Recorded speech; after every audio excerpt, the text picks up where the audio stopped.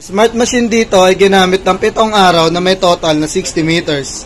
Ito ang printer head. Ito naman ang cupping.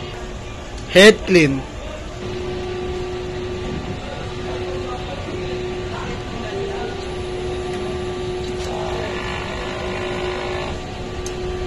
Pagkatapos mag-head clean, punasan ng wiper.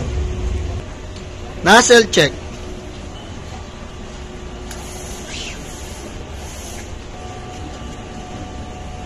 Wala kaming in-house order. Ang pending namin ay goods for 24 hours.